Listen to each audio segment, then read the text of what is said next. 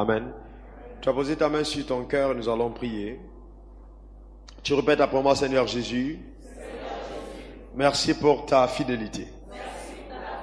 Merci pour ton obéissance. Tu es mort à la croix pour ma vie et pour mes péchés. Je me tiens devant toi. Ce soir, en ton nom, j'approche le Père. Je crois, Seigneur, en ta capacité de conduire ma vie. Merci, Seigneur, car tu es le berger et je suis la brebis de ton pâturage. Je célèbre ta grandeur pour ta fidélité et ton amour. Merci, Seigneur. Parle à ma vie. Instruis-moi, Seigneur. Je veux marcher avec toi. Je veux entendre ta voix et je veux te suivre. Je refuse, Seigneur, de suivre une voie étrangère. Au nom de Jésus, j'ai prié. Amen. Alléluia. Amen. Amen. Tu peux t'asseoir. Ce soir, je voudrais nous entretenir sur le thème la capacité d'entendre Dieu. Amen. La capacité d'entendre Dieu. Ou alors simplement entendre la voix de Dieu. Entendre la voix de Dieu. Romains 8, verset 14. La Bible dit, car tous ceux qui sont conduits par l'Esprit de Dieu sont fils de Dieu. Car tous ceux qui sont conduits par l'Esprit de Dieu sont fils de Dieu. Merci, Seigneur, pour l'onction particulière sur ma vie, la capacité d'enseigner ta parole avec simplicité et puissance. Au nom de Jésus, j'ai prié. Amen. Seuls ceux qui sont conduits par l'Esprit de Dieu sont fils de Dieu. Le désir de Dieu pour chacune de nos vies, pour chacun d'entre nous, c'est que nous soyons conduits par l'Esprit de Dieu. Alors, si Dieu dit que seuls ceux qui sont conduits par l'Esprit de Dieu sont fils de Dieu, ça veut dire qu'il y a une possibilité d'être conduit par une autre voie qui n'a rien à voir avec la voix de Dieu. D'accord? Le fait d'être enfant de Dieu, le fait d'être né de nouveau, ne garantit pas que notre vie dans le royaume sera conduite par le Saint-Esprit. Et au sujet du Saint-Esprit, je voudrais bien vous dire ceci. Le Saint-Esprit est un gentleman. Le Saint-Esprit ne te forcera pas à faire quoi que ce soit, mais il produira en toi la conviction de faire ce qu'il te demande de faire. Mais c'est à toi de choisir de lui obéir et de suivre sa voie. Je crois que la préoccupation première de chacun des enfants de Dieu devra être de marcher en accord avec la voix de Dieu par le Saint-Esprit. On est d'accord, n'est-ce pas? Maintenant, en dehors du Saint-Esprit, nous avons plusieurs autres voix que nous pouvons écouter.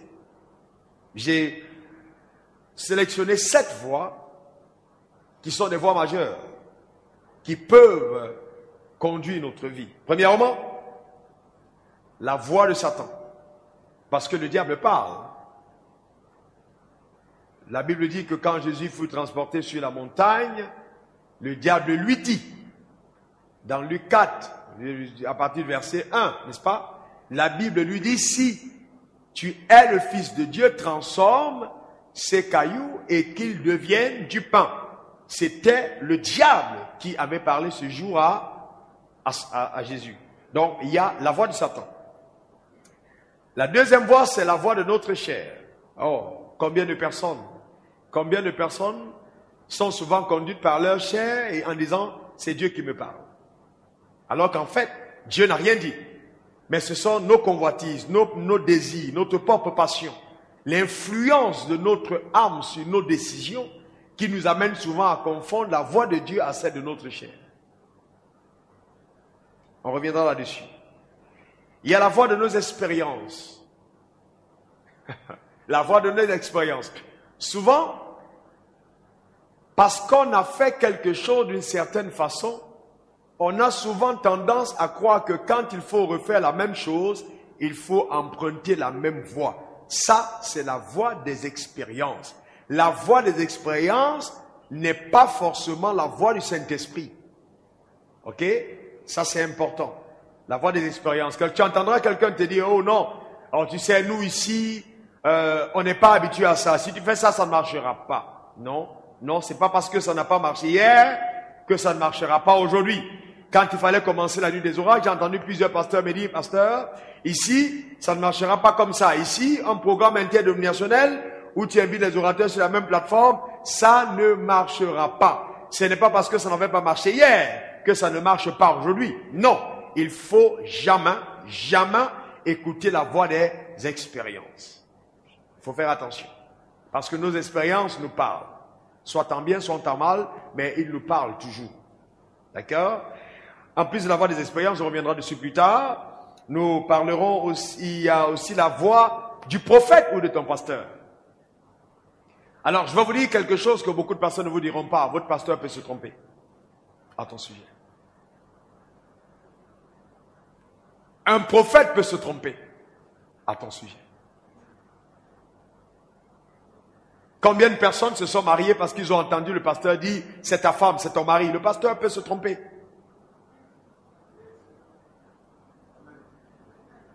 Oh, Dieu me montre que tu es appelé à faire des affaires. Ton pasteur peut se tromper. Le prophète peut se tromper. Ainsi parle l'Éternel. L'Éternel me dit, tu es mis à part pour le ministère. Il peut se tromper. Avec un cœur sincère. Passe à côté de ce que Dieu a pour toi. Alors, laissez-moi vous montrer quelque chose avant de continuer concernant la voix du prophète. Vous voyez, si vous voulez arriver là, vous voyez, vous êtes là. C'est votre destination finale, n'est-ce pas? Et que vous vous trouvez ici. Vous savez, vous devez aller comme ça pour y arriver. Mais en un certain instant, vous entendez la voix d'un prophète ou d'un pasteur qui vous donne une autre directive. Vous commencez à aller comme ça. Au début, vous déviez tout doucement. Mais plus vous avancez, plus l'endroit où vous allez commence à être trop loin de là où vous vous dirigez.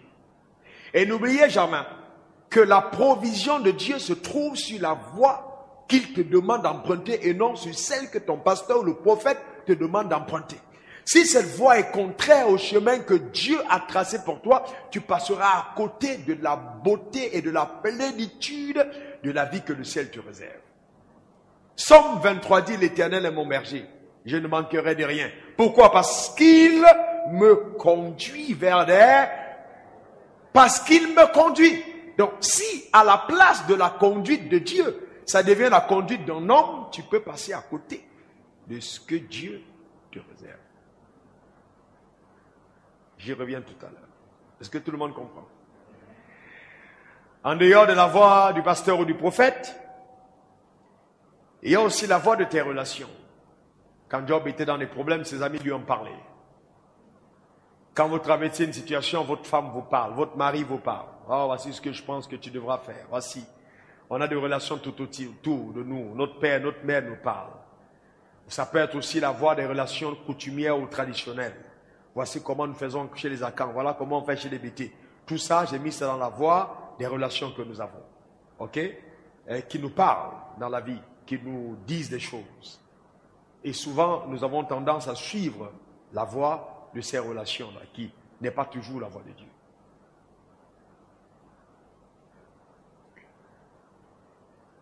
J'ai vu beaucoup de personnes, beaucoup d'hommes de Dieu, même conduits par leur femme. Où la femme dit, oh, je pense qu'il nous faut maintenant organiser ci, oh, je pense qu'il faut faire ça. Ou le mari qui dit à la femme, je pense qu'il faut faire très attention. La voix de ton conjoint peut être la voix du diable. Dieu peut se servir. Le diable peut se servir de quelqu'un qui est juste à côté de toi pour t'amener à la déroute. D'ailleurs, qu'est-ce que Jésus a dit à Pierre? Arrière de moi, Satan. Pourquoi? Parce que les pensées que tu as ne sont pas celles de Dieu, mais celles des hommes. Même les gens qui te sont les plus fidèles peuvent te donner les conseils les plus infidèles.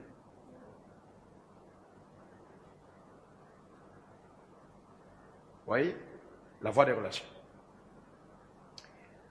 La sixième voie, la voie de tes défis. La voie des défis. La Bible parle de la voie qui vient de montagne, la voie de tes défis. Hein, souvent, les défis de la vie nous dictent des voies. Tes défis, les situations que tu traverses, te parlent et commencent à te dire des choses en ce qui te concerne. Ces voies sont mensongères. Il ne faut pas les écouter. Et la septième voie, la voie de Dieu. Ça, c'est la meilleure. La voie de Dieu. Jean 10, verset 4, Jésus dit, lorsqu'il a fait sortir toutes ses propres brebis, il marche devant elles et les brebis le suivent parce qu'elles connaissent sa voix. Lorsqu'il a fait sortir toutes ses brebis, c'est-à-dire que quand Dieu te fait sortir du monde, le but qu'il veut, c'est quand il te fait sortir du monde, c'est pas pour te laisser dans le royaume simplement, mais c'est pour se tenir devant toi, afin de te montrer le chemin et que toi tu marches derrière lui. Amen. Amen, ça c'est le but de Dieu. Il te fait sortir pour se tenir devant toi, pour que toi tu marches derrière lui. On est d'accord là-dessus. Donc quand on est venu dans le royaume de Dieu, notre préoccupation devra être de se tenir derrière le Seigneur et de marcher sur le chemin qu'il a tracé pour nous. Éphésiens 2, verset 10. Vous êtes mon ouvrage, ok, que j'ai façonné à l'avance pour les bonnes œuvres que j'ai préparées à l'avance afin que vous les pratiquiez. Il nous a connus d'avance, il a préparé des œuvres d'avance afin qu'on puisse les pratiquer. Donc, il est important, impératif, d'écouter le Seigneur pour marcher sur le chemin qu'il a tracé pour nous. D'accord? Parce que la plénitude de notre rémunération, de notre bénédiction, se trouve sur ce chemin-là. Je parlais à un pasteur aujourd'hui, à un frère en couple aujourd'hui. C'est pas un pasteur, un couple. Et on était en train de discuter parce qu'il me disait, Dieu nous a mis à cœur de prier maintenant au temple de la foi. Alors ma réponse fut la suivante. Après avoir connu Dieu et après avoir choisi sa femme, la décision la plus importante qu'on prend est celle de choisir la communauté dans laquelle on prie. Ce n'est pas une décision qui est basée sur une émotion quelconque. Il faudra qu'à la base, il y ait une conduite de l'esprit qui dirige tes pas vers cet endroit-là. Parce que si tes pas n'ont pas été dirigés vers le pâturage que Dieu a préparé pour toi, tu passes à côté de tout ce que le ciel te réserve. Amen, parce que le pasteur sur ta vie devient un père et un repère. Et quand Dieu parle à cet homme, il considère que tu te trouves sous des personnes, parmi les personnes qui doivent entendre cette voix, qui vont influencer ta destinée. Quelle catastrophe que de se placer sous un ministère qui n'a donc pas l'aptitude d'être connecté au Saint-Esprit. C'est le désastre. Et je vais vous dire une chose vraie, c'est la raison pour laquelle le corps de Christ souffre cruellement aujourd'hui. On a beaucoup de leaders qui ne sont plus connectés au Saint-Esprit, qui font des choses par routine ou par tradition, qui font des choses parce que voilà comment est-ce que ça se passe dans notre communauté, voilà est-ce que ça se passe dans notre dénomination, mais qui ne marchent plus avec l'écoute et la sensibilité de la voix du Saint-Esprit. Tant que ça n'existe pas, notre vie ne sera jamais radieuse. Jamais. Parce qu'il faut le mettre, il faut le Saint-Esprit pour que notre vie soit épanouie. D'accord? Et Jésus n'était pas stupide quand il déclarait lui-même qu'il est préférable que je m'en aille, car si je ne m'en vais pas, le Saint-Esprit ne viendra pas, le Consolateur. Et vous verrez plus tard, même dans un autre texte, il est écrit plutôt avantageux que je m'en aille. Mais on y arrive. Donc il faut faire très attention aux voix étrangères, parce que les voix étrangères existent. On est d'accord là-dessus, n'est-ce pas? Alors maintenant, suivez-moi bien, et je touche un point important. Tu es béni parce que tu as écouté cet enseignement. Je dis bien, ta vie est bénie parce que cette parole parvient à ton homme intérieur. Tu es béni parce que tes oreilles entendent une telle vérité. Romains 10, verset 17 dit, la foi vient de ce qu'on entend, et ce qu'on entend vient de la parole de Dieu. La foi vient de ce qu'on entend, et ce qu'on entend vient de la... On reprend, la foi vient de ce qu'on entend, et ce qu'on entend vient de la Parole de Dieu. Alors je vais vous poser une question. Qu'arrive-t-il à un homme ou à une femme qui est en train de faire sur la terre qu'elle croit, quelque chose qu'elle croit, que Dieu lui a demandé de faire, alors qu'en fait elle a entendu ou il a entendu une voix étrangère? Qu'est-ce qui se passe? Qu'est-ce qui se passe si tu entres dans le ministère parce que tu te dis Dieu m'a dit alors que Dieu n'a rien dit? Alors en fait tu n'as fait qu'entendre une voix étrangère.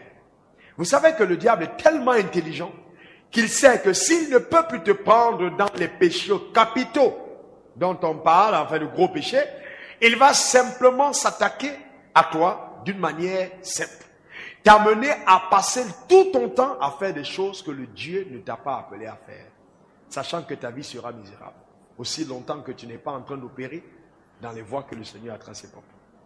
Voilà une autre des attaques sérieuses. Parce qu'il sait que aussi longtemps que tu vas hors de ce que Dieu a réservé pour toi, c'est dangereux. Parce qu'il faut jamais oublier que Dieu n'est pas responsable de bénir les choses que toi tu inities ou de bénir les voies que tu empruntes et qui ne sont pas siennes. Non, du tout. Tout ce qu'il peut faire, c'est de t'employer à revenir sur le chemin. Certains d'entre nous vivons des moments extrêmement difficiles simplement parce que Dieu essaye de nous donner le signal d'alarme pour revenir sur la voie qu'il a tracée pour nous, mais nous insistons à aller sur le chemin que nous-mêmes, nous avons décidé de suivre. Vous voyez ça? Et ça, c'est vraiment important. C'est vraiment important. C'est important de comprendre ça. Dieu n'est pas responsable de ces choses que tu fais par toi-même. Il est responsable de ce qu'il t'a demandé de faire. Donc, si je veux commencer une affaire et que je l'ai commencé parce que j'ai reçu une prophétie qui n'était pas une prophétie qui venait de Dieu, j'entre dans les affaires, je vous casserai la figure parce que la grâce de Dieu ne sera pas avec moi dans ce que je serai en train de faire. Parce que la foi vient de ce qu'on entend et ce qu'on entend vient de la parole de Dieu. Ok, il faut que cette parole vienne de Dieu. Et je vous dis encore ceci. Les premiers hommes qui ont marché par la foi n'avaient pas de Bible. Donc ne vous trompez pas. La parole de Dieu n'est pas toujours le logos. Et c'est encore plus le réma. La capacité d'entendre Dieu nous dit quelque chose de précis. On est d'accord là-dessus.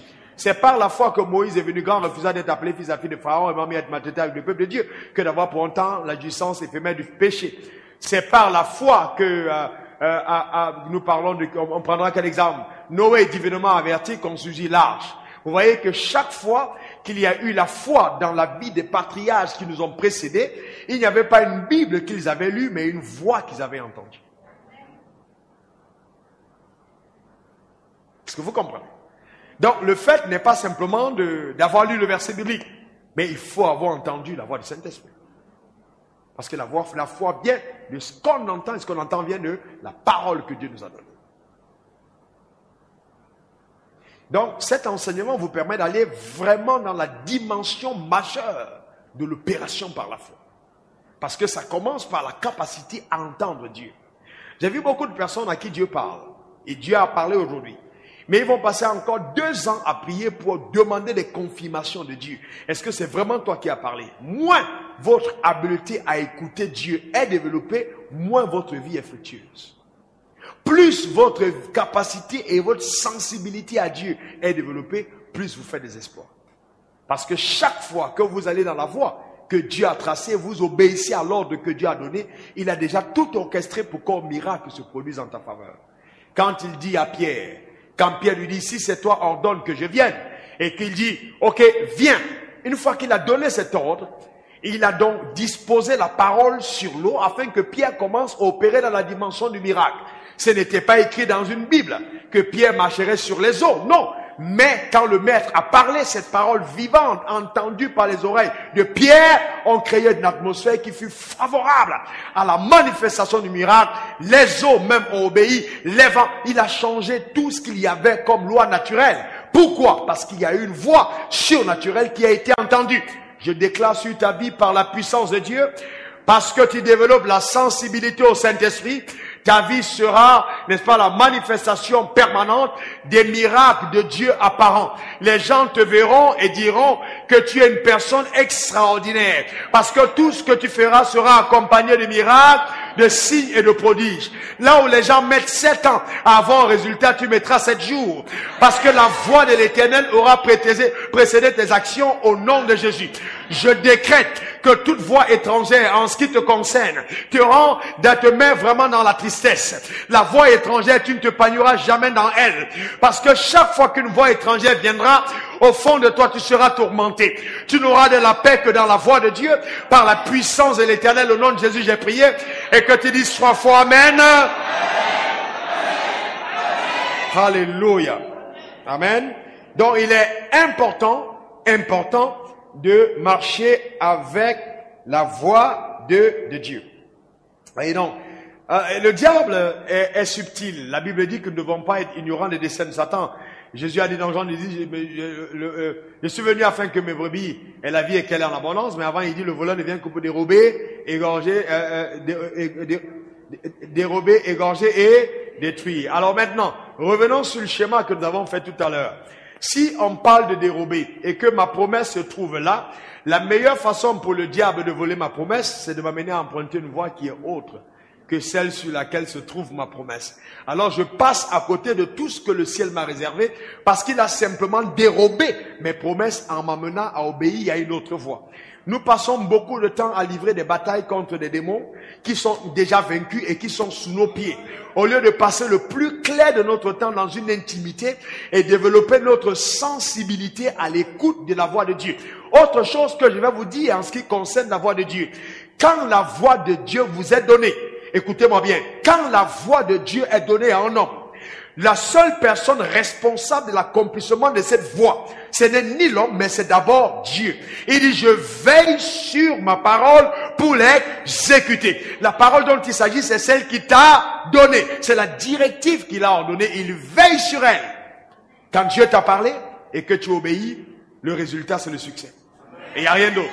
Rien ne peut arriver. Le résultat, c'est le succès. Que quelqu'un dise encore Amen. Merci pour ton offrande qui n'est pas venue. Moi, j'aurais entendu une chose comme ça quand j'étais encore à l'église assis, en face, que j'aurais couru vers le panier pour me connecter à une telle parole. Que Dieu te bénisse pour ton obéissance. Amen. Donc, la voix de Dieu, nous devons écouter la voix de Dieu. Écouter la voix de l'Éternel. Écouter ce que Dieu nous demande de faire. Alors, cette voix n'est pas ce que beaucoup d'entre nous passons notre temps à suivre. Elle n'est pas les visions. Bien que Dieu puisse nous parler par des visions. Ce ne sont pas des songes. Bien que Dieu puisse nous parler par des songes. Non, ça n'a rien à voir avec ça. Dieu nous parle par des songes. Nous avons vu l'apôtre Paul qui a été alerté en vision quand Dieu lui a parlé en parlant du cri du Macédonien et nous concluâmes que le Seigneur nous envoyait aller annoncer la parole en Macédonie. Mais je vais vous dire une chose. Si vous avez bâti votre vie sur la conduite par des visions et par des rêves, vous allez passer, vous courez le risque de passer très loin de ce que Dieu a pour vous. Très, très, très loin. Très, très, très loin. Ok? Donc, ce n'est ni les rêves, ni les visions, ni les prophéties qui sont supposées conduire notre vie, mais notre vie est supposée être conduite par le Saint-Esprit. Bien que Dieu puisse utiliser ses voies et ses moyens pour nous parler. Mais plus tard, nous verrons, dans l'enseignement suivant, quand je parlerai de comment reconnaître la voix du Saint-Esprit, que quand c'est même une vision ou un songe, il doit avoir un autre signal à l'intérieur de nous que j'appelle l'indicateur de la paix, qui est la jauge. C'est comme la jauge de Dieu dans notre esprit qui nous permet de savoir que là, ce que nous avons vu vient effectivement de Dieu. Donc, il est important de le comprendre. Amen. Donc, un homme qui n'a pas prié à côté de Dieu passera à côté du meilleur de ce que Dieu a pour sa vie. Alors, ouvrons nos Bibles dans Psaume 23, versets 2 à 3. Psaume 23. D'accord? Allons-y dans Psaume 23. Vous y êtes?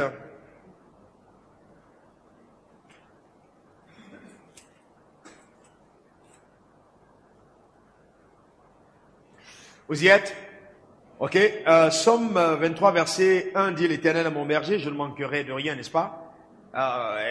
Qui sait qu'il ne manquera de rien parce que Dieu conduit sa vie? Alléluia. Moi, je manquerai de rien parce que Dieu conduit ma vie. Regardons le verset 2.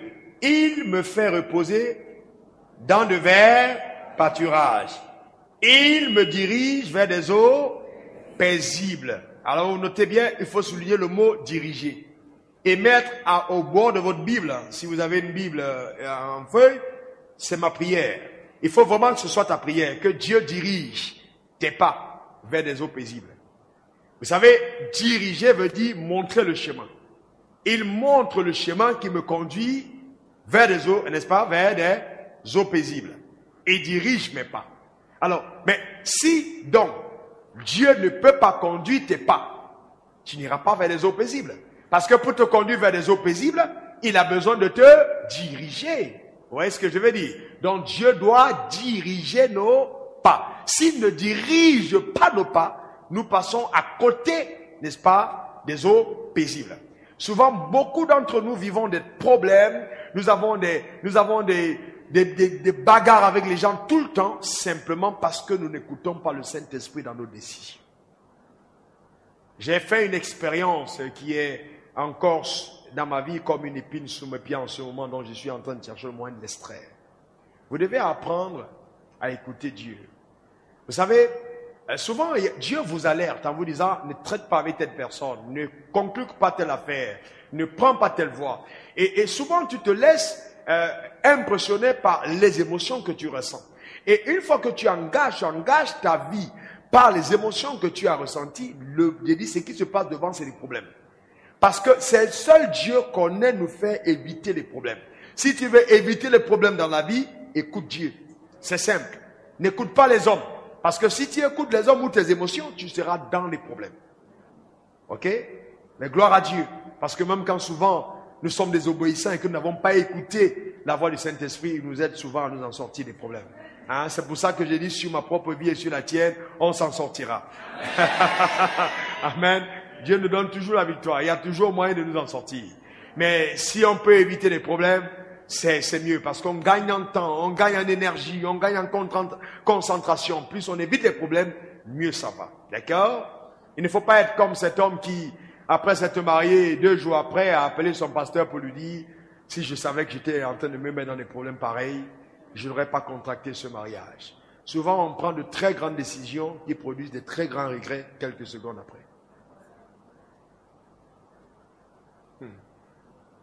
Donc, il faut faire attention. Il faut faire attention. Savoir écouter Dieu. D'accord? C'est très important. Alors, regardez le verset 3. Il dit, verset 3 du Psaume 23, « Il restaure mon âme. Il me conduit, voyez encore, conduit dans les sentiers de la justice à cause de son nom. » Voyez? Et voyez le verset 4. « Quand je marche dans la vallée de l'homme de la mort, je ne crains aucun mal car tu es avec moi. » Voyez que souvent beaucoup de personnes citent mal ce passage. Si tu passes par l'homme de la vallée de la mort, alors que Dieu n'a pas été celui qui a conduit les pas de ce sentier, alors tu as à craindre.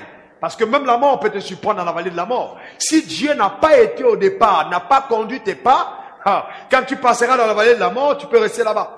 Parce que, en fait, la conséquence du fait de ne pas avoir peur de la vallée de la mort, c'est parce qu'on sait que nos pas ont été conduits par le Seigneur. S'il n'a pas conduit les pas, il faut redouter la vallée. Il faut redouter la vallée. Vous voyez?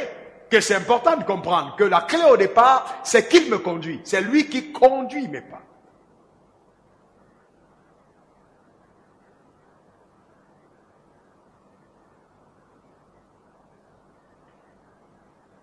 Ta roulette, ton bâton me rassure, tu dresses devant moi une table en face de mes ennemis, tu indules ma tête et ma coupe déborde. Même l'onction sur la tête, même la coupe qui déborde est la conséquence de se laisser conduire par le Saint-Esprit. S'il n'a pas conduit au départ, il n'y a ni onction, il n'y a ni provision. C'est quand il conduit qu'il y a l'onction et qu'il y a la provision. S'il n'a pas conduit, il n'y a pas l'onction, il n'y a pas la provision, il n'y a pas la protection. Toutes ces choses sont la conséquence de l'obéissance au Saint-Esprit. Parce qu'il nous conduit. Il nous oint, il pourvoit, il nous protège. Parce qu'il nous a conduits au départ. Donc c'est important de se laisser conduire par lui. Parce que toutes ces choses arrivent simplement parce que nous avons été conduits. Voyez? Et c'est pour ça que la Bible dit aussi que si tu es obéissant, tu mangeras les meilleures productions du pays. Parce que le Saint-Esprit te parle mais souvent nous sommes désobéissants à sa voix. Beaucoup de personnes dans la nouvelle alliance continuent de croire que l'obéissance à Dieu, c'est l'obéissance aux 10 commandements. Très faux. L'obéissance à Dieu dans la nouvelle alliance, c'est d'abord l'obéissance à sa voix.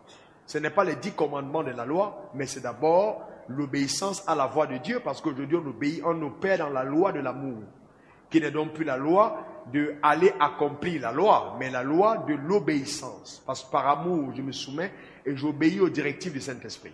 Si tu as obéi à tous les 10 commandements et que ton frère était assis en face de toi et qu'il est venu même te demander de l'argent et que Dieu t'a dit ne donne pas à ton frère et que tu as donné l'argent ayant posé un bon acte à l'apparence, tu auras été désobéissant aux yeux de Dieu et ça peut te fermer les portes parce que tu as donné à quelqu'un. Vous voyez, l'obéissance va au-delà de tout ce qu'on voit d'apparence. C'est toute une intimité profonde entre toi et le Saint-Esprit. Vous voyez combien c'est important? Vous voyez combien c'est important?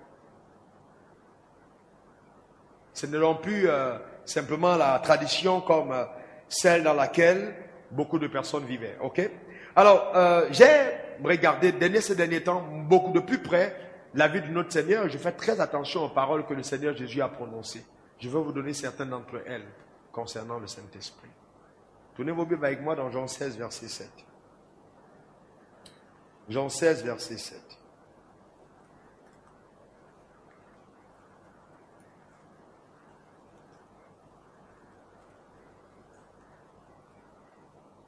Vous y êtes? Alors suivez la lecture. Cependant, je vous dis la vérité. Il est avantageux que je m'en aille. Car si je ne m'en vais pas, le consolateur ne viendra pas vers vous. Mais si je m'en vais, je vous l'enverrai. Vous voyez? Il dit, il est avantageux que je m'en aille. C'est Jésus qui parle. Il dit, j'ai été parmi vous, mais je vais vous dire, pour votre bien, il est avantageux que je m'en aille. Car si je ne m'en vais pas, le consolateur ne viendra pas. Donc, il faut que je parte. Vous voyez? Il faut que moi je m'en aille. Parce que si je ne suis pas parti, le consolateur ne viendra pas. Pourquoi est-ce qu'il faut absolument qu'il vienne? Allons-y maintenant au verset 13 de Jean 16 toujours. Il dit, verset 13 de Jean 16, quand le consolateur sera venu, l'Esprit de vérité, il vous conduira dans toute la vérité. Voyez?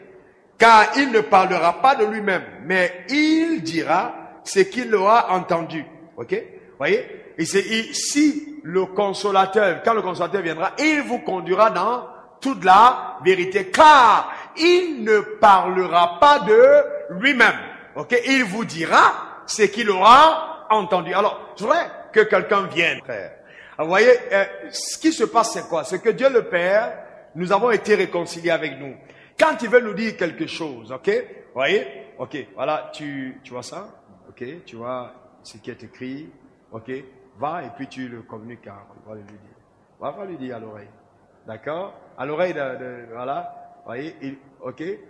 Et puis, vous voyez ce que le Saint-Esprit fait? Le Saint-Esprit qui connaît tous les plans et les schémas de Dieu, prend ce que Dieu a et te le communique. Vous voyez? Il te communique la précision de tout ce que Dieu a pour toi. Vous voyez? C'est lui qui te communique ce que le Père a réservé pour toi. Vous voyez? Il ne parlera pas de lui-même. Il vous dira les choses qui vous concernent. Il prendra du Père et vous l'annoncera. Donc il vient vers le Père, il récupère le schéma du Père et puis il te l'annonce. Maintenant autre chose. Alors ce que vous devez comprendre, c'est que le Saint-Esprit a la capacité de l'omniscience. Dis après moi, omniscience. Encore omniscience. C'est en français, c'est pas embêté. C'est pas, je vais dire omniscience. Omniscience, d'accord? L'omniscience, c'est la capacité de tout savoir. D'accord? Donc, comme il est omniscient, il n'y a pas que les choses de Dieu qu'il sait. Il connaît aussi les plans du diable. Donc, pendant que le diable a fait un plan contre toi, il va aussi aller prendre le plan que le diable a pour aller t'annoncer. Vous voyez? Il te dit à l'oreille. Est-ce que vous me comprenez? Ça va? Et c'est ça qui est important. Il ne te dit pas seulement les choses qui concernent le plan de Dieu, mais il te révèle même les choses que le diable réserve contre toi. C'est pour ça que si vous marchez en accord avec le Saint-Esprit, quand une attaque de l'ennemi arrive, vous le ressentez à l'intérieur de vous. Vous savez que le diable vous attaque. Pourquoi? Parce que le Saint-Esprit prend le temps de t'alerter et de te dire, fais attention. Voilà telle chose qui arrive, fais attention. Si tu marches avec Dieu en parfaite communion, je veux t'annoncer ceci. Il n'y a rien qui te surprendra, que ce soit en bien, que ce soit en mal. Je me rappelle la première fois que je suis allé à l'ambassade des États-Unis. Et la nuit, vous savez, j'ai bombardé en prière. J'avais pas de compte bancaire, j'avais même pas de maison, de contrat de bail en mon nom. Et vous savez que les critères n'étaient pas remplis pour que je puisse avoir un visa. Mais j'avais Dieu. Est-ce que vous me comprenez? Donc, j'ai passé le temps. Vous savez, certains d'entre vous qui n'avaient pas encore d'appui solide dans le surnaturel, passaient beaucoup plus de temps à vous appuyer sur d'appui solide dans le naturel, passaient beaucoup de temps à vous appuyer sur le surnaturel. Attention, parce qu'il y a des moments où le surnaturel te donnera des appuis naturels, ou dans des domaines précis, tu n'auras plus besoin de prière. Pour aller dans une ambassade aujourd'hui, j'ai pas besoin de prier, parce que j'ai des appuis naturels. Quand j'arrive à l'ambassade, on me donne le visa. On me demande combien de temps tu veux, on me donne. Parce que naturellement, je suis devenu un bénéfice pour une nation. Quand j'arrive dans une nation, je dépense ce que j'ai. Vous voyez, je ne peux plus aller en exil dans un pays, je suis dans le monde, parce que la situation naturelle démontre mon assise. Mais quand vous n'avez pas d'assise dans le naturel, connectez-vous davantage dans le surnaturel. Parce que seul Dieu est votre assise. Et je vais vous dire ceci, il est avantageux pour beaucoup d'entre nous de commencer d'abord sans avoir d'assise naturelle. Ça nous enseigne à prier, ça nous enseigne à dépendre de lui, ça nous enseigne à avoir une intimité réelle. Et j'ai prié ce soir-là, j'ai parlé en langue, j'étais devant le trône de Dieu, jusqu'au moment où, écoutez-moi bien, c'est un témoignage que j'aime, le Saint-Esprit m'a dit, stop, arrête de prier, repose-toi maintenant. C'est acquis. Vous savez, je vais vous dire, quand vous marchez avec Dieu, c'est des expériences belles. Je vais vous dire ceci. Cette expérience, pour moi, a plus de valeur que 50 milliards. Le fait que vous êtes là et vous entendez Dieu vous dire, dors. Oh, mais, je ne sais pas en ce qui vous concerne, mais pour moi, c'est super. Chaque fois que j'entends sa voix, c'est une merveille. Vous voyez, il n'y a rien de tel que de savoir que Dieu conduit nos pas. Il m'a dit, dors. Et quand je suis arrivé à l'ambassade, vous savez, le diable est quand même étrange. Et il a voulu déstabiliser ma foi. Il y avait une femme méchante. Et tout le monde disait, oh là, c'est elle qui est là aujourd'hui. Elle ne donne pas de visa. Et tout le monde, les gens partaient en souriant, ils rentraient avec le visage. Donc, et puis il y avait un défilé.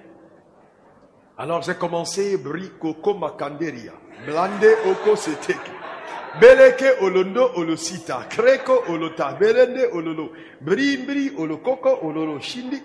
Et puis, pendant que je parlais en langue, il y a une joie incroyable qui a envahi mon âme. C'est-à-dire, j'ai tressailli de joie à l'intérieur de moi.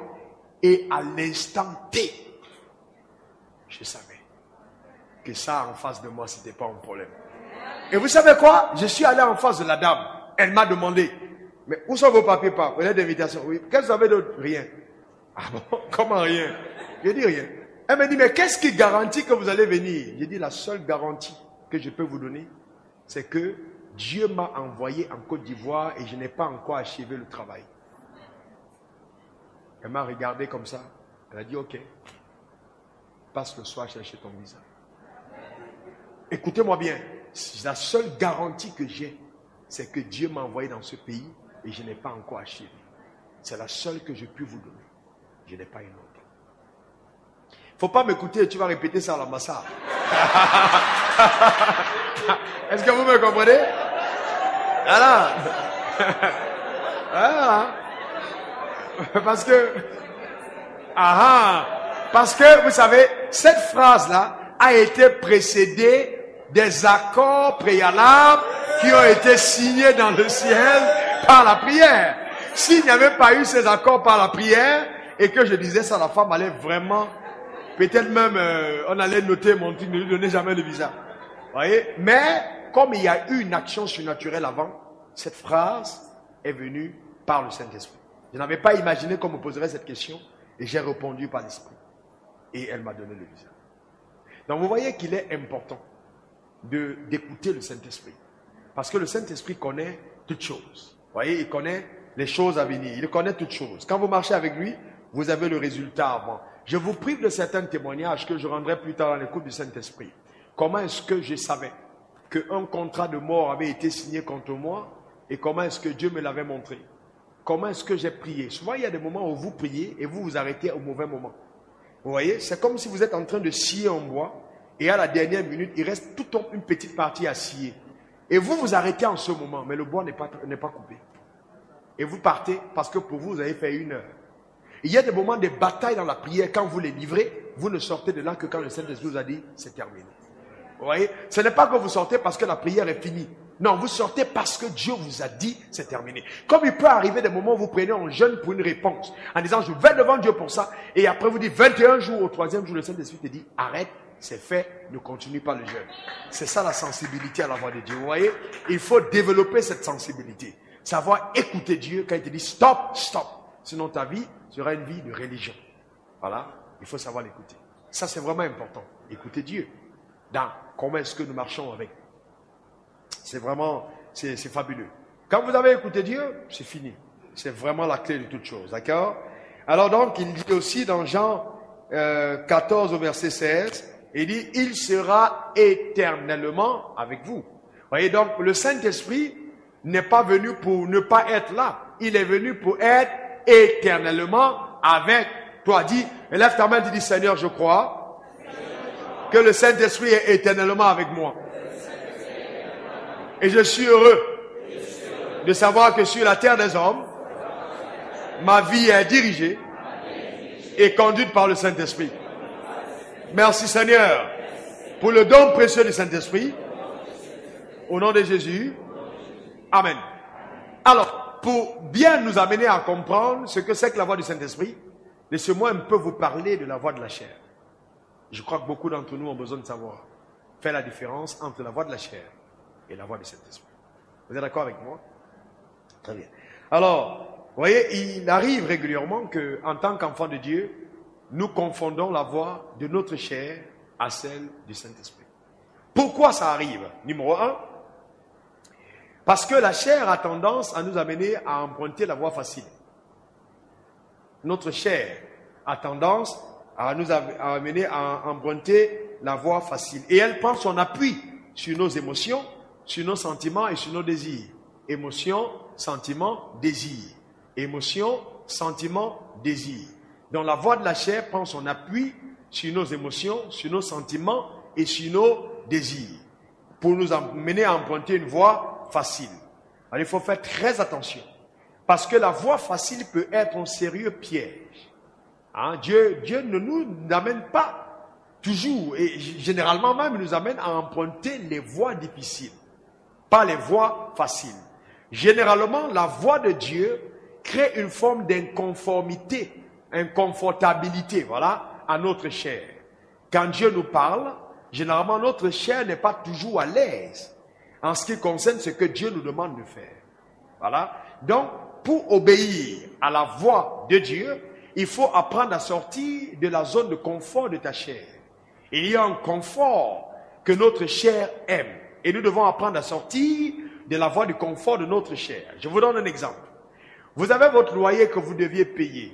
Vous avez en face de vous le milliardaire Wafo, ou à côté le milliardaire Ben Kassem, ou la multimilliardaire qui d'autre? Qui a son nom dans la liste? Voilà, cite ton nom dans la liste. Amen. Très bien. Vous savez que quand il concerne vous-même, vous devez apprendre à vous appeler. Ça n'a rien à voir avec le Saint-Esprit, simplement à vous appeler comme Dieu vous appelle. Amen. Et vous devez déclarer votre identité. Si vous êtes riche, dites je suis riche. Si vous êtes glorieux, vous dites je suis glorieux. Ok?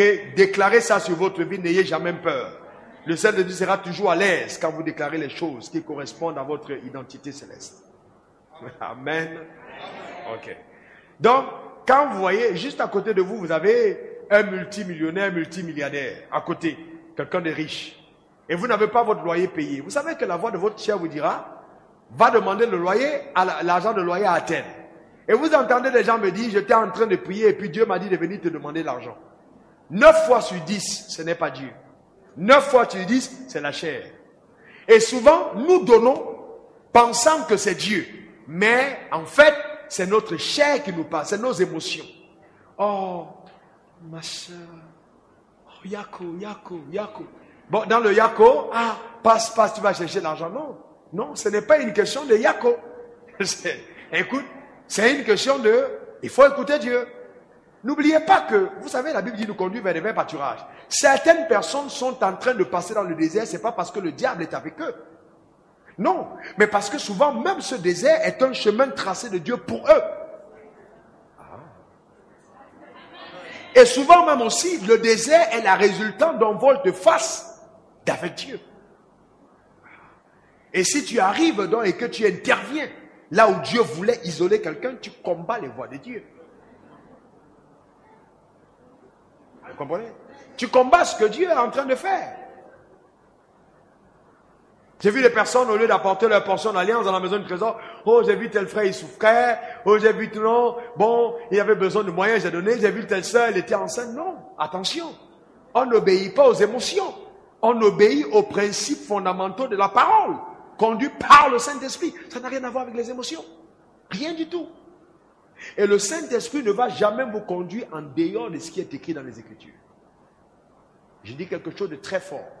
Ne venez pas me dire, oui, pasteur, Dieu m'a dit que en priant pour lui, comme c'est le cas d'une sœur que je suis en train de côté sur, qui n'est pas ici d'ailleurs, je n'aurais pas donné le témoignage si elle était là. Gloire à Dieu, le fait qu'elle ne soit pas là. Donc vous voyez, écoutez-moi bien.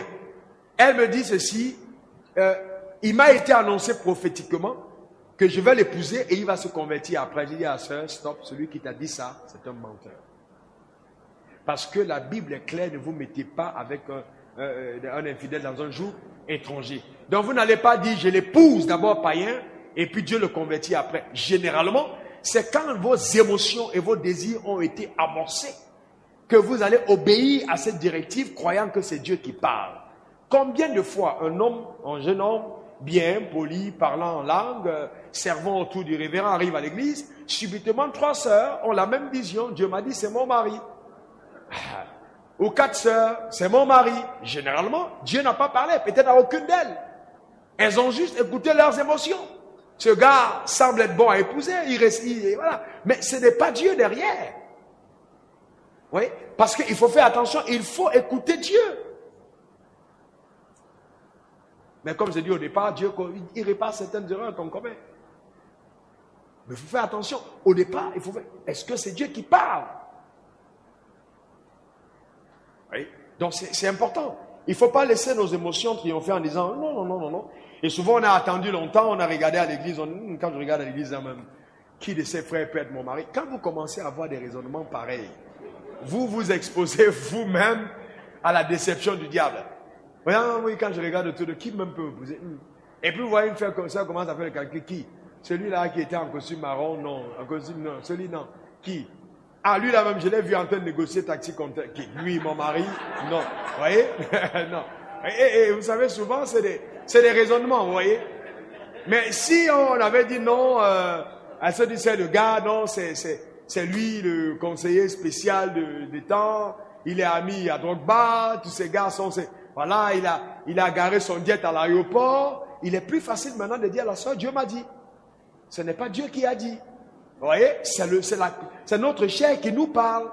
Parce que vous savez, notre chair n'est pas absente. Elle est là. Et elle nous parle. Mais la Bible dit, marchez selon l'esprit, mais vous n'accomplirez point les désirs de la chair. Car ils ont des volontés contraires. Ils sont opposés l'un et l'autre afin que vous ne fassiez pas ce que vous vouliez, mais que vous fassiez ce que Dieu veut par le Saint-Esprit. Vous voyez ce que je veux dire? Donc il y a une volonté de Dieu derrière qu'on doit suivre. La volonté de Dieu existe. Et il faut savoir attendre cette volonté. Surtout dans le mariage, il faut savoir attendre. Ne prenez pas la première ou le premier venu. Je crois par principe et par expérience, dans la Bible je l'ai vu et par expérience, le diable précède toujours Dieu dans son action. Vous n'allez jamais voir Dieu agir tant que le diable n'est pas venu avant. Et souvent celui qui est venu en parlant en langue, c'était juste l'envoyé de Satan. Ce n'est pas parce qu'on parle en langue que le diable ne nous envoie pas. Je vais vous poser une question, hommes, frères et sœurs. Vous êtes des personnes qui aiment la parole? L'arbre de la connaissance du bien et du mal avait été créé par qui? Qui l'avait créé? Très bien. C'est Dieu qui avait créé cet arbre, n'est-ce pas? Je vais vous dire une chose. Même les créatures que Dieu a faites peuvent être des pierres d'achoppement. Ce n'est pas parce que Dieu a donné à quelqu'un de devenir enfant de Dieu qu'il ne peut pas être pour toi une occasion de chute.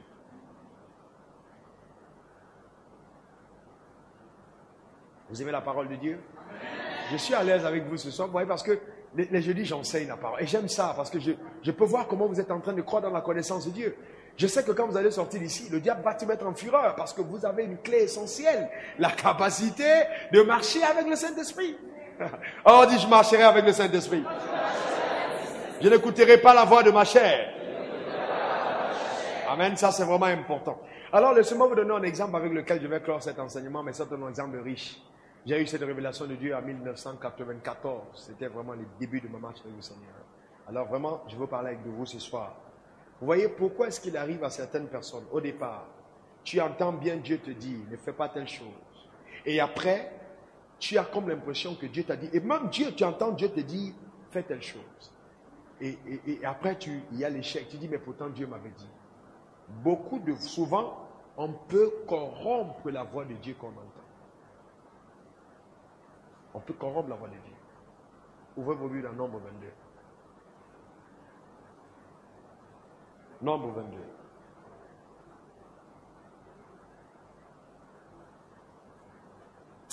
Si tu es béni, tu dis Alléluia.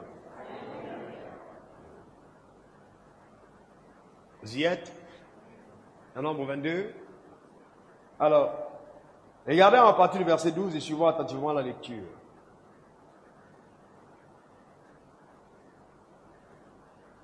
Je prendrai peut-être cette version. Voilà. L'histoire de Balaam et de Balak.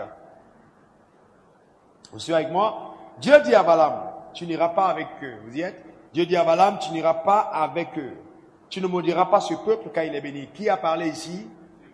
Quelle est la voix qui s'exprime? La voix de Dieu, n'est-ce pas? Et puis maintenant, Balaam se leva le matin et dit au chef de Balak, allez dans votre pays car l'Éternel refuse de me laisser aller vers vous, avec vous. Et les chefs de Moab se levèrent, revinrent auprès de Balak et dit, Balaam a refusé de venir avec nous. Balak envoya de nouveau des chefs en plus grand nombre et plus considérés que les précédents. Voyez? Une autre version dira avec un peu plus de présents.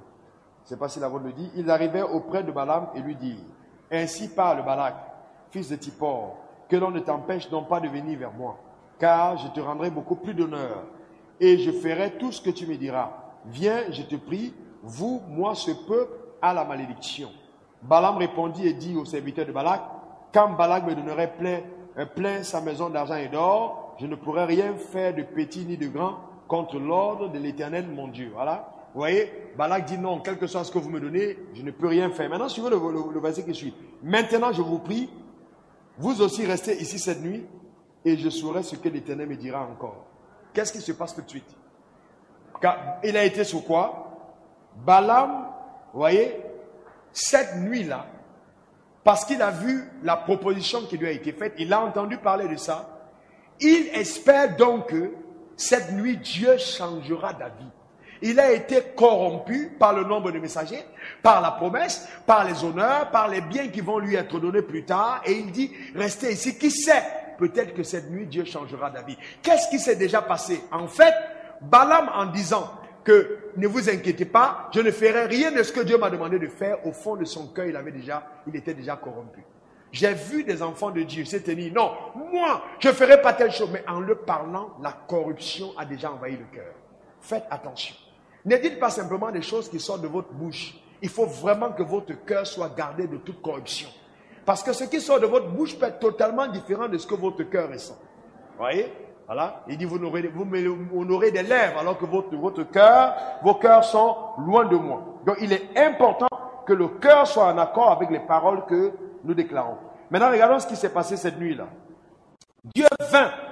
Ça m'avait perturbé, sérieusement, quand je lisais la Bible. À ce niveau, j'ai dit, mais c'est pas. Dieu vint pendant la nuit et lui dit, puisque ces hommes sont venus pour t'appeler, lève-toi, va avec eux, mais tu exécuteras la parole que je te dirai. Balaam se leva le matin, c'est là son âme est parti avec les chefs de Moab. Maintenant, au verset 22, suivez bien, la colère de Dieu s'enflamma parce qu'il était parti.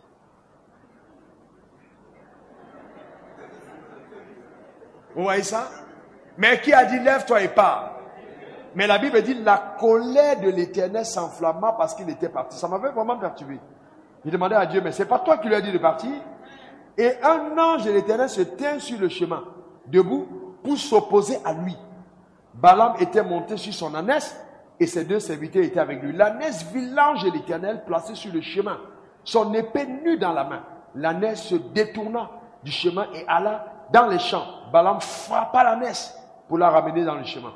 L'ange de l'Éternel se tint dans le sentier entre les vignes. Il y avait une clôture d'un côté et une clôture de l'autre. L'ânesse vit l'ange de l'Éternel, mais elle se serra contre le mur et pressa le pied de Balaam contre le mur. Balaam la frappa de nouveau. L'ange de l'Éternel passa plus loin et se tint dans un endroit resserré où il n'y avait point d'espace pour se détourner à droite ou à gauche. L'ânesse vit l'ange de l'Éternel et s'abattit sous Balaam. Elle s'est écroulée en disant, là Balaam, que tu le veux ou non, on s'arrête ici. La colère de Balaam s'enflamma et il frappa l'ânesse avec son bâton 3 fois de suite. Et puis la Bible dit, l'Éternel ouvrit la bouche de l'ânesse et l'ânesse dit à Balaam, que t'ai-je fait pour que tu m'aies frappé déjà 3 fois? Vous voyez? L'ânesse dit, mais attends, qu'est-ce que je t'ai fait? Ça fait 3 fois que tu m'as frappé. Balaam répondit à l'ânesse, c'est parce que tu m'as contrarié. Si j'avais une épée dans la main, je te tuerais à l'instant. L'ânesse dit à Balaam, ne suis-je pas ton ânesse que tu as de tout temps monté jusqu'à ce jour? Ai-je l'habitude d'agir ainsi envers toi? Et il répondit, non, lui-même il devait comprendre qu'il est déjà dans la sorcellerie. Là, l'ânesse parle. Vous voyez? Et vous me comprenez? L'ânesse parle et il répond. Une personne normale aurait fui. Vous comprenez? L'ânesse... Oh. Il était déjà dans la sorcellerie. Et beaucoup de personnes en la sorcellerie sans savoir. L'ânesse parle et il répond à l'ânesse. Vous imaginez, je montre l'ânesse et l'ânesse comment à parler. Je suis loin du Saint-Esprit, je vous dis sérieusement, ma première réaction sera de descendre. L'ânesse parle. Dieu. Et l'ânesse parle. Quelle ânesse? Et tu réponds pas à l'ânesse et l'ânesse te répond. Non, c'était déjà grave. Et alors, quand Dieu a vu ça, et voilà, Dieu va intervenir. Au verset 31, l'Éternel ouvrit les yeux de Balaam. Et il vit l'ange de l'Éternel passer sur le chemin, son épée nue dans la main. Il s'inclina et se prosterna face contre terre. Vous voyez? Dieu a parlé. Il dit ne parle pas. Et voici donc, Balaam s'entête et il s'en va. Dieu lui dit, vas-y. Et quand il part, la colère de Dieu s'enflamme. Souvent nous entendons, écoutez-moi bien, je crois vraiment qu'il arrive des fois où il y a des gens qui entendent bien Dieu dire, fais quelque chose. En fait, c'est ce que Dieu veut dire. Pourquoi est-ce que tu vas venir contester avec moi? Puisque même si je te dis non, dans ton cœur tu as résolu de faire, vas-y alors. Et maintenant quand tu pars ayant entendu cette voix, qui t'a semblé être la voix précise de Dieu, la colère de Dieu s'enflamme. Tu perds ton insensibilité à la voix du Saint-Esprit. Tu perds ton insensibilité, même spirituelle, tu ne vois plus. Parce que même l'âne qui est l'âne voit l'ange. Toi qui es le prophète, tu ne vois plus. Donc tu deviens aveugle. Vous savez, il y a des choses, notre mort spirituelle peut provenir par une simple petite désobéissance. On est coupé des réalités spirituelles. Parce qu'on a laissé une idole s'installer dans notre cœur. Combien de personnes sont entrées dans une voie en disant Dieu m'y a amené et la vie de prière a chuté. La personne ne lit plus la Bible. Ta vie a dégringolé alors qu'au départ tu pensais que Dieu était derrière. Si Dieu ouvre tes yeux, tu verras un ange qui te résiste avec une épée et qui est tout en fureur contre toi parce que tu empruntes une voie que Dieu n'a pas tracée. Non, vraiment ma prière pour toi, c'est que nous n'empruntons pas cette voie, que tu n'empruntes pas cette voie, que tu marches en accord avec la voie que Dieu a tracée pour ta vie. Voyez? Donc, c'est important. C'est important de garder la sensibilité à la voix du Saint-Esprit et de faire très attention à la voix de notre chair. Elle peut être hautement destructrice. Hautement destructrice. Il faut écouter le Saint-Esprit et marcher avec lui. Ok?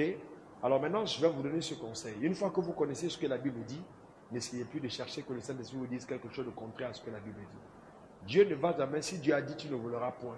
N'attends pas que le Saint-Esprit te dise, oui, tu es dans telle maison, vole cet argent. C'est une manière de dépouiller un Philistin. Non, Dieu ne te parlera pas de cette manière. Vous voyez? Il y a des gens qui sont là, non, quand j'ai vu le bijou là, je te dis, parce que la façon dont le gars me maltraitait, j'ai compris, le Saint-Esprit m'a dit, il faut prendre cet argent.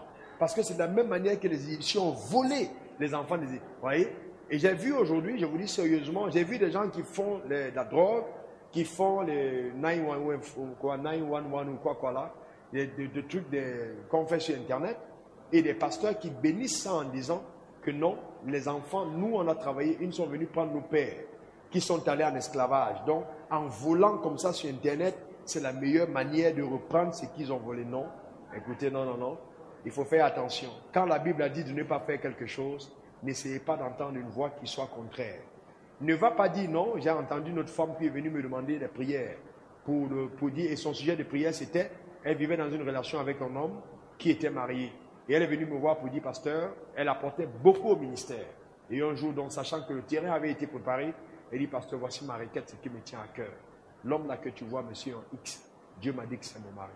Il m'a dit que nous devons prier ensemble, que ta foi là, on doit utiliser ça pour qu'il vienne à nous. Vous me comprenez?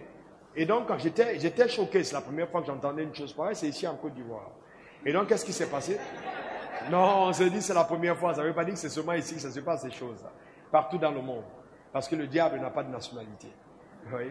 Donc, alors, ce qui s'est passé, c'est que elle m'a donné une parole. Si je n'étais pas fort dans la foi, ça me déstabilisait. Vous savez ce qu'elle m'a dit? Elle m'a dit, il n'y a aucune promesse d'enfant de Dieu qui n'ait jamais été, qui ne soit occupée par un Philistin au départ. La Bible est claire là-dessus. Chaque terre promise, on doit conquérir pour l'avoir. On doit choisir les Philistins sur la terre promise. Et Dieu m'a dit que ça c'est ma terre promise et que la femme elle est le Philistin. Il faut la chasser. Je vous dis sérieusement. Et je vais vous dire que si vous n'avez pas la foi en Dieu, vous n'avez pas la foi faire, ce texte de la Bible est capable de vous ébranler. Mais la Bible a aussi dit que personne ne sait pas ce que Dieu a joué. Vous comprenez? Donc il est important de avoir aussi l'esprit de l'interprétation des Saintes Écritures. Parce que tout ce qui est écrit ne veut pas dire la volonté de Dieu. Mais quand vous connaissez la volonté de Dieu dans ce qui est écrit, n'essayez pas de la changer par autre chose. Que Dieu te bénisse et que Dieu te garde. Que Dieu bénisse ta vie. Au nom de Jésus. Amen. Amen. Amen.